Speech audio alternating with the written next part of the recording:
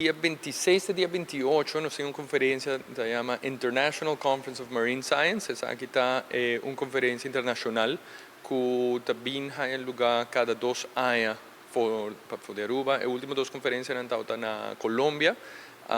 Es una iniciativa de CEMARIN, Center of Excellence of Marine Institutes.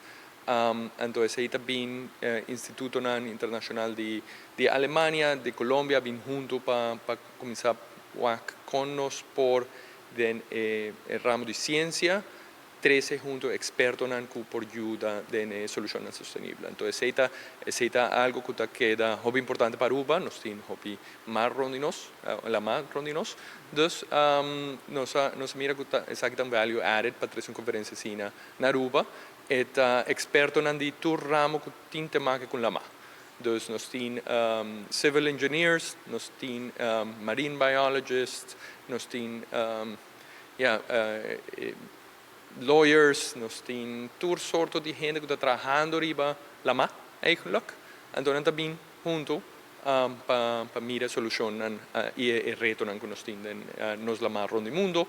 Y aquí nos está host en la Universidad de Aruba, nos está haciendo con un enfoque en la isla. Un enfoque de isla mundial con nos por mira state of the art y ciencia ronde isla. Nos tiene expertos en full ronde mundo que está viniendo, nos tiene más de 50 registros de expertos en el mundial que lo viene a Aruba, de Turcaminda, nos tiene gente de Japón, nos tiene gente de Madagascar, nos tiene gente de Alemania, nos tiene gente de Francia, de Colombia, de Merca, que lo vienen para papia over